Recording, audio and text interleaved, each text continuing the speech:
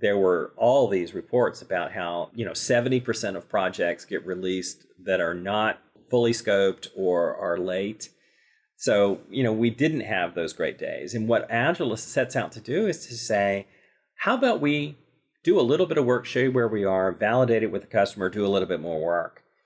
And that's totally appropriate when you're trying to build something that's never been built before. Welcome to Innovation Talks. Join us weekly as we discuss with distinguished industry guests how to refine and improve corporate innovation and new product development as businesses aim for long-term success. Hosted by Paul Heller, Sopheon CTO. If you're looking for additional information around new product development or corporate innovation, sign up for Sopheon's newsletter where we share news and industry best practices monthly. The fastest way to do this is to go to Sopheon.com, that's Sopheon.com, and click the sign up and stay informed box. Hello, everybody. Thanks for joining. Welcome back. Today, I have a guest, and this is going to be a fun one because we have somebody who really knows product management inside and out. And it's just going to be fun to talk about product management for a while. So I'd like to welcome to the show Steve Johnson. Steve is an author, speaker, product coach. He's really covering everything from idea to market. He really focuses on what it calls the new way of doing it, the minimal process, simple techniques, being nimble. So been a real pleasure to welcome Steve. Glad you could join us. Certainly glad to be here, Paul. So Steve, where are you in the world? Where are we talking to you from? I'm in Virginia, just outside Washington, D.C., in a small town that is between someplace and someplace else. Good. And how's your summer going so far? Well, other than various flavors of too much heat, business is good, family is healthy, pets are fine. And I'm really on my game with Sudoku. So a lot of good going on. Yeah, I play that a few times a day myself. I just can't get away from it. Found a nice app and I just am always in it. Yeah, it makes it easy.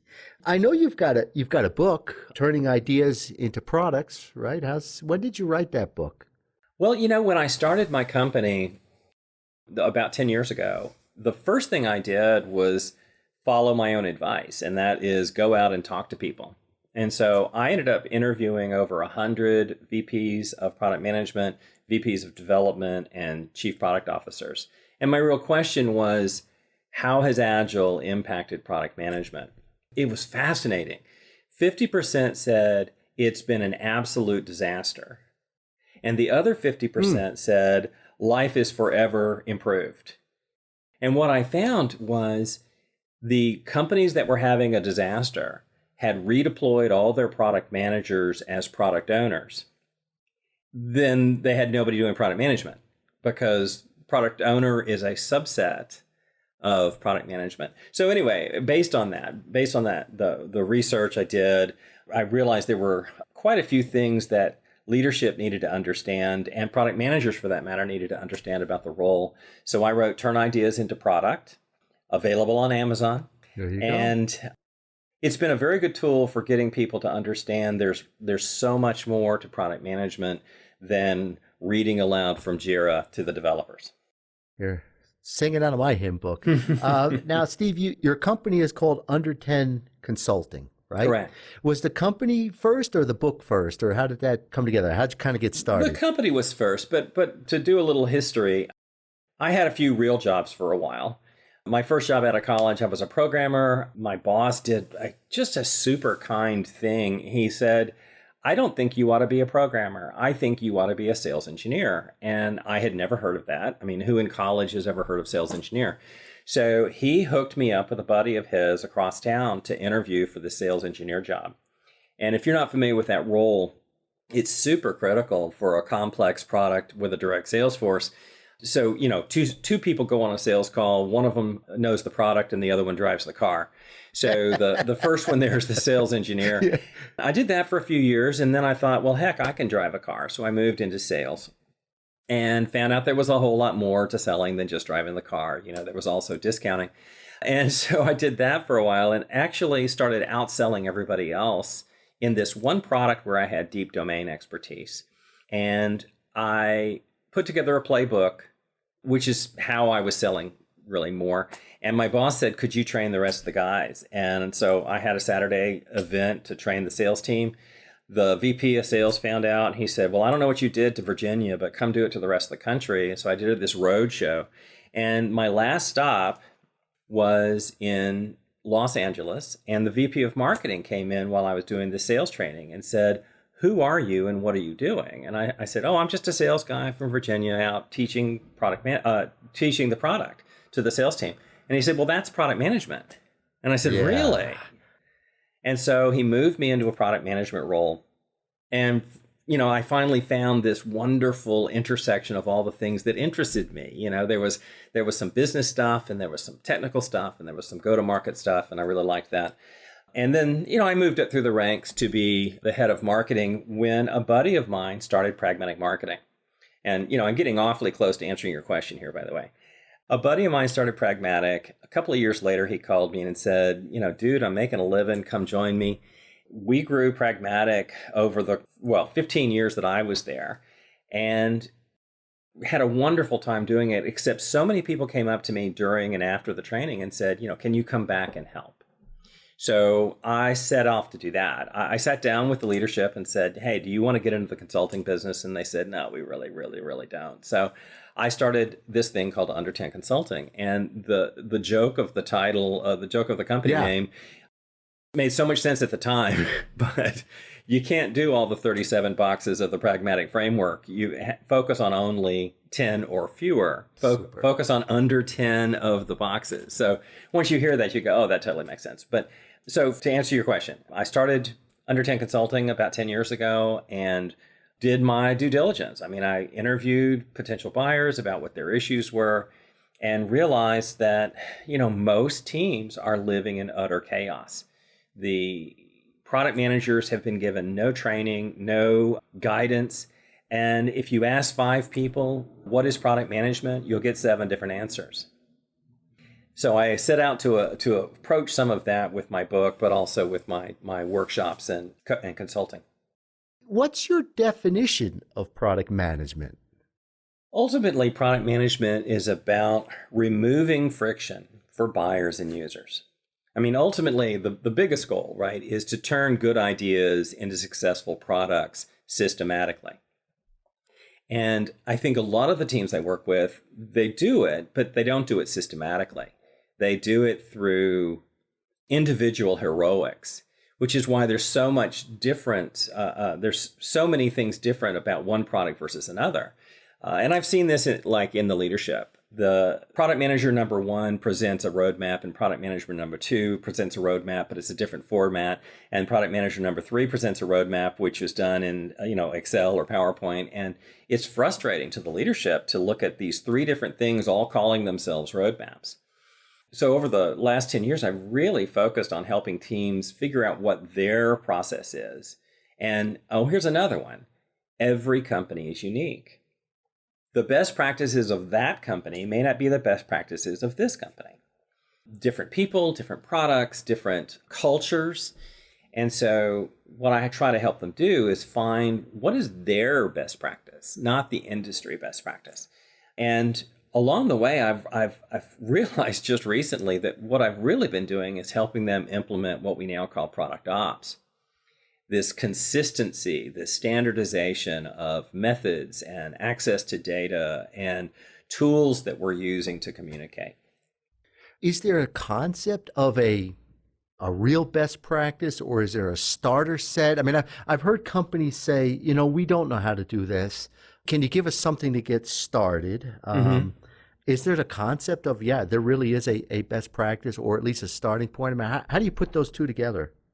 There are some central truths, but even those central truths are not consistently held within a company. So for instance, to people in product management, or for that matter, development or design, would all agree that firsthand experience with the customer is a key to building great products. I take that as a given. It's a tautology. It's a core belief. And yet I visited a client a while back to do some team assessment, And I said, how many of the product managers actively spend time with customers? The answer was none of them. And I said, well, we need to start there, and the sales team went insane. They're like, we're not letting any of those product managers into our territories. And once you're in this concept that customer discovery is done by product management, it blows your mind when you run into companies that refuse to let product managers talk to customers. And in big companies, it's generally because the sales team says, well, if you're going to talk to a customer, I need you to talk to this prospect and, help me sell the deal. But that's not customer discovery. That's sales engineering. That is fantastic. I'm just thinking of our own journey in Sophion around product management. It so much supports what you're saying, what we find as well. You coined a term, no chaos product process, right? Tell us about that. Well, again, as I said a while back, what I find when I talk to product execs as well as product managers is there isn't really a process. What they have, well, you know what they have? They have a development process. Yes. Right? Right. And in fact, one of my customers said this recently, I thought was just kind of brilliant. They said, we've spent the last 5 years becoming agile. And yet they haven't, actually. What's happened is development has become agile and is surrounded by a waterfall company. But even there, they acknowledge that they now know how to build products. And they are now realizing they don't know what products to build. Isn't that fascinating? Yeah. So if you think about that process, right? Development is just one small piece of it. It might be a big piece for some people, but there's so much around it that's necessary. Yeah. I mean, it starts with who are we trying to serve? Who are the personas? And, even these little things that I talk about, like personas, I talk to some people and they go, oh, yeah, personas don't work for us. And I'm like, well, who are you programming to? And they go, well, we do custom programming for this guy or that guy or the other guy and hope other people like it. Personas are a tool that a no chaos process, if you will, begins with. I mean, who are we trying to serve? And once we know that, we do customer discovery to figure out what problems they have that we're able to solve. We look at our own capabilities and say, which of these capabilities help us deliver on this solution? And we engage heavily with development on how to solve it. And here's another, tautology. I don't tell developers what to build. And I think this is a huge anti-pattern for so many teams, that the sales guys or the executives or the product managers go into development and say, build me this feature. Right. And they're almost always wrong on what feature. And even customers are terrible at knowing what features to ask for. They're really good about describing problems they're trying to face or problems they're trying to deal with. So what I challenge, as part of any modern product process, you begin with an understanding of personas and their problems. Then you get buy-in from leadership that, hey, I want to invest some money in solving this problem, free up some money. And then we sit down with development and say, hey, here's some people and problems. Let's brainstorm how we could solve these. And the lead role there is design and development, brainstorming ways and basically offering solutions to the product manager to choose from.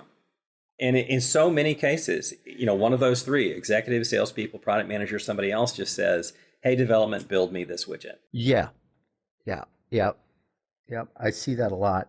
A good friend of mine often looked at, and this is a little bit in waterfall days, but I think it may still be appropriate. He looked at the whole process as a saddle. He saw this front end piece, which is a lot of what you're talking about is why are we here, right? And then development at that center point. And then he talked about the launch as well. And I'd like to hear your perspective on the launch. Some companies tell me that the launch costs them more and there's more risk in the launch than there is in development. Do you see that out there? I would totally agree with that. And that's, while we're at it, that's one of those things that the agile development movement is unaware of. And I want to be clear, I'm not dissing Agile at all. I think Agile is brilliant, but it's a development method. Well, that's not even fair. I'm sorry. Agile is a philosophy that needs to permeate an organization. But in terms of implementation, what most people are doing when they quote go Agile is they're implementing Scrum or something like that within the development team. And as you said, everybody else is still waterfalling. But there's nothing in most development methodologies that embraces the fact that once we're done building it, we have to somehow, let people know. In a typical development way, we would say, well, okay, we finished doing all the testing and the building and everything. We're ready to make it available today. It's available. And, suddenly the customers are like, why is the user interface changed? And they call their sales guy, and the sales guy goes, well, what are you talking about? I haven't logged onto the product in months. I don't know what you're describing. And, there's just there's chaos again. So a no chaos playbook is going to start with business planning. It's going to move into functionality design, whether that's software or content or some other solutioning. And then it's also going to embrace, now that we have it, how are we going to go to market? Yeah. Yeah. It's, I think you're doing a very good job of positioning Agile where it is, where it needs to be, and recognizing that there's a lot more to it to get from idea to market. There is. There totally is. However, I will say, I was doing a session in Dallas, and it was quite fascinating. They had just gone through Scrum training, and then somebody in the marketing department said, well, we need a process for launch. And I went, well, why is launch any different than development? I mean, you still have a set of problems you're trying to solve, a set of personas you're trying to communicate with. You need to break that work down into 2-week sprints. And, why? Don't confuse Scrum with development. Scrum is a planning method. And if you're not using Scrum, actually what I teach more of is Kanban. Yep. But still, planning is planning. And yet what they said to me was, oh no, we need to know what features are coming out 9 months in advance. And I'm like, well, gosh, I need to know how this stock is going to do 9 months from now. But we're both going to be disappointed here. Who knows what's coming out in 9 months? But I can tell you what problems we're trying to solve. I think if a company can answer that question, what problems are we trying to solve? They've got a grounding, a foundation, right? Agreed. And if they don't really know that, and that's why that upfront work is so important. And not just upfront, continual. Continual. As you think of the failure of Waterfall, was not really the artifacts or the number of documents. And I know there were a lot of annoying documents back in the day. It was like, okay, first we need a business requirements document, then we need a product requirements document, then we need a feature specification document. And, it was certainly document heavy, right? But the problem with it was not so much the artifacts, but where learning occurred, which was at the very beginning and the very end. Yeah. I know a lot of people in the waterfall days look back and some people miss those documents because they did bring structure that's missing. A lot of it moved into stories and epics, right? And you have to say, it moved. It's just changed and went into a different form. And yet, I've said for years, friends build products while enemies build documentation. And my example is your will and mine. We both, I'm sure, have a legal document that was done by a lawyer that explains everything. And of course, I don't know about you, I read mine and I go, it's taken him 27 pages to say the kids split it. My whole will is 3 words. And, I probably don't even need a will unless the kids fight. Unless there's, some other person who swoops in and says, oh, no, I own some of this. But what we did with the lawyer and what we did with our kids is talked. And I think as much as possible, stories are a container or an invitation to a conversation. And in the old days of writing MRDs and PRDs and BRDs, we were trying to anticipate every objection. And we ended up with these documents that read like a will instead of a document that read the kids split it.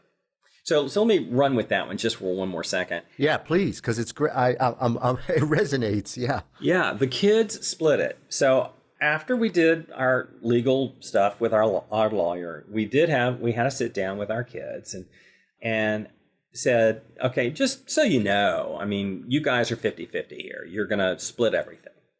But, of course, I did write in the will that Chip, my son, would get all the musical instruments. And my daughter will get all of my wife's jewelry. Not that there's that much of it, according to my wife.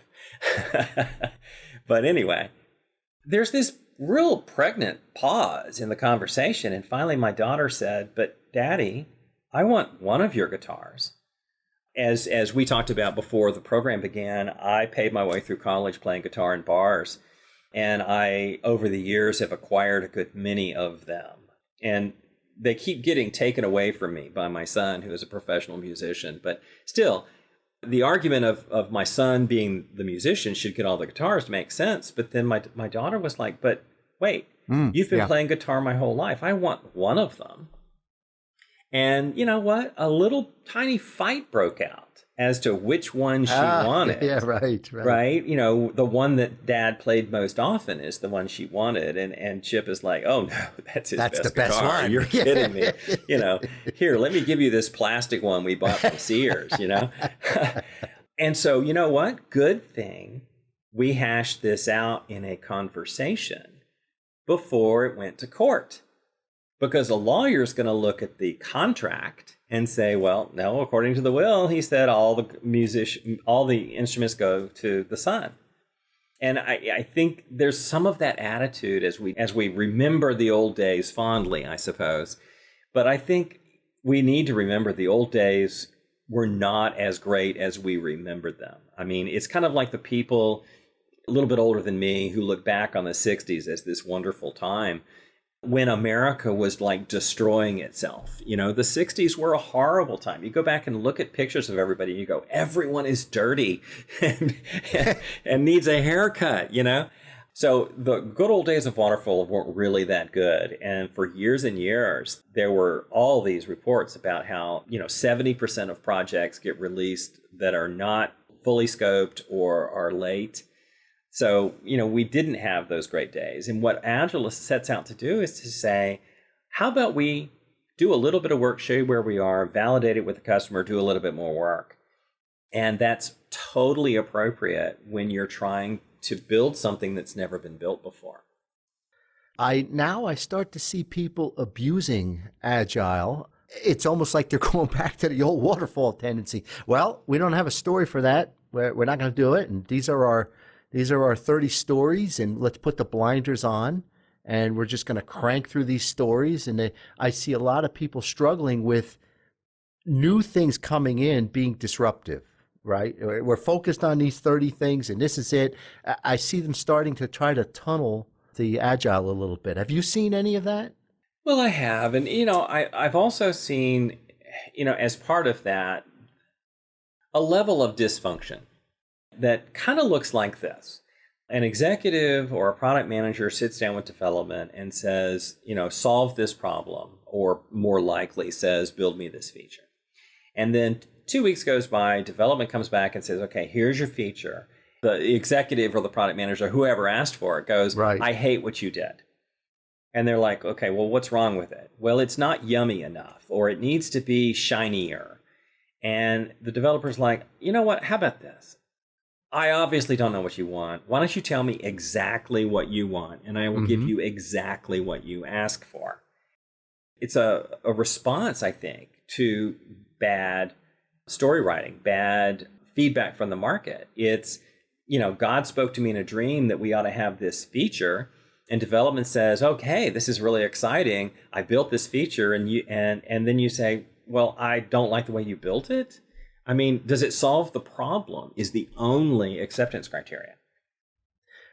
I was, the fun thing about the internet, Steve, is you come across stuff that you maybe saw and you come across it again. I just came across a quote from Steve Jobs. Yeah, here you go. Everybody, half the people roll their eyes and half the people have just sat up in their chair because they're ready to listen.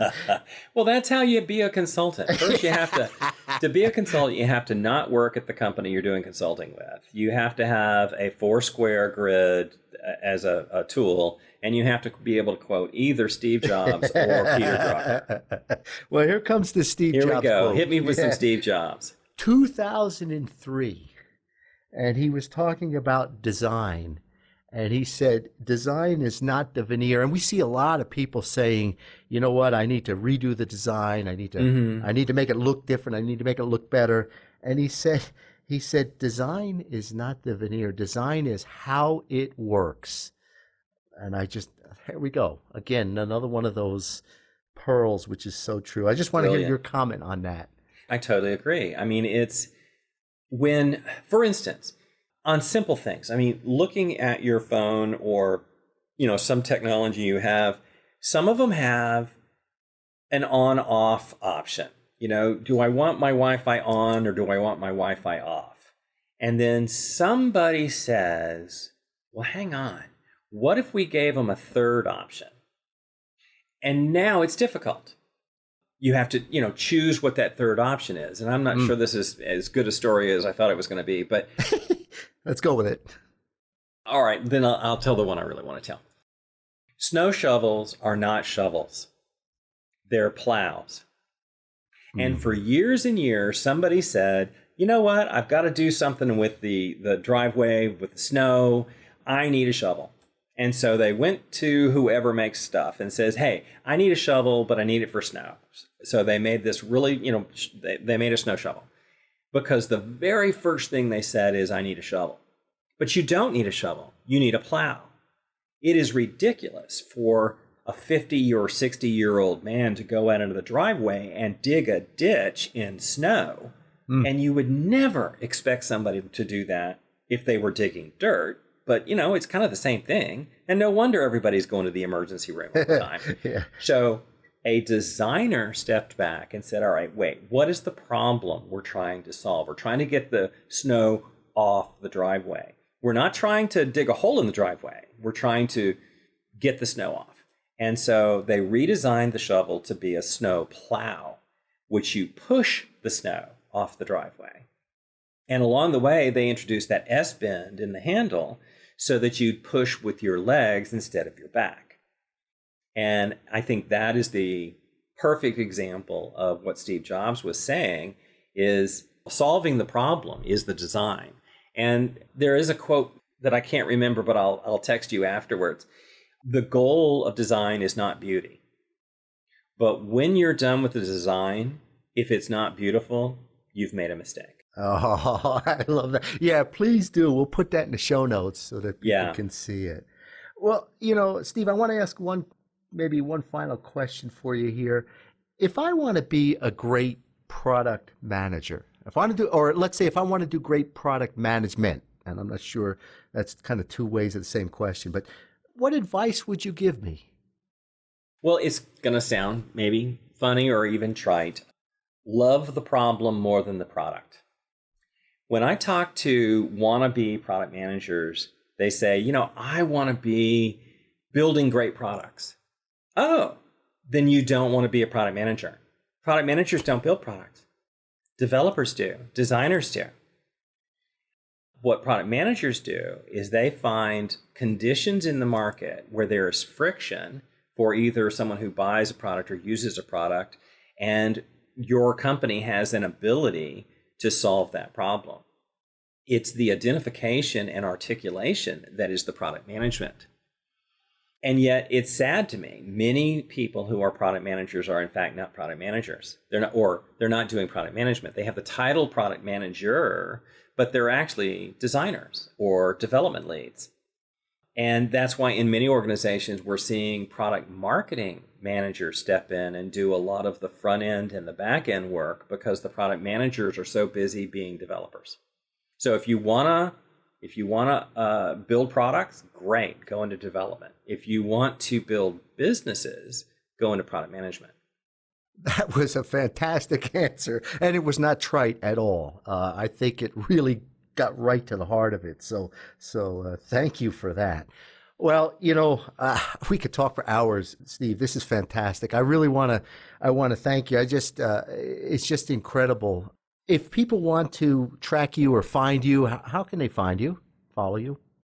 Well, the easiest thing is all my coordinates can be found on my website at under10consulting.com with an alias of U, the letter U, the number 10.me. U10me will get you to under10consulting.com. That was probably too much information. Well, we'll put this in the show notes. No, we'll put this in the show notes. There's another fact about you. You talk quite a bit about your musical instruments and all, and you play the guitar, but you also have created an album, haven't you? I have. I'll tell you the short version. Years ago, my son, as he became a professional musician, he got really into producing songs in the studio. And he said, Mom says you used to write stuff back in the day. So I'd like to, just do some recordings of your stuff. And over the course of the next couple of months, I would play a song for him and I'd leave town and I'd come back and he'd produce it into this wonderful thing and then let me, sing the lead. But he'd already done all the guitar parts and all the drum parts and all the bass parts. And so I didn't actually get to play the instruments except on one song. And then for Christmas that year, he handed me the iTunes page. So he had mastered all of the songs and he had put them out into the world. So you can go to notexactlysteve.com and that'll take you to the iTunes page, also available on Spotify. Well, you are a lucky man. That is so fantastic. It was one of those lifetime things I really wanted to do. And I'm certain, there's no way I could have done it with the quality that he did. So I hope you'll enjoy the vocal, but you'll definitely enjoy the musicianship. Well, that's fantastic. So I encourage everybody, check out the book, Turn Ideas into Products. Check out the notexactlysteve.com for the other side of Steve. And he's got a actually fantastic website, under10consulting.com, with some really super articles on it. And Steve, I hope you come back. I'd love to talk to you again. I think there's a whole bunch of subjects we could just explore together. I'm sure there are. I'd love to come back. Thank you. Yeah. So, Steve, again, thanks for joining us. To our listeners, if you have other topics you'd like us to talk about, especially with Steve, if you've thought about this and say, hey, Paul, bring Steve back. I'd like to hear you talk about subject X. Let me know. Give us an email at talks@sophian.com, and we'll certainly try to get Steve back again. So I wish everybody a great week ahead, and thanks for joining us, and we'll talk to you next time. Take care, everybody. Bye-bye. Thanks for joining us this week for Innovation Talks with Paul Heller. For additional information on today's topic, check out sopheon.com, SOPHEON.com, where you will find plenty of innovation-centric content and corporate best practices. If you'd like to discuss anything with Paul or would like to get in touch with the show, email us at talks@sopheon.com.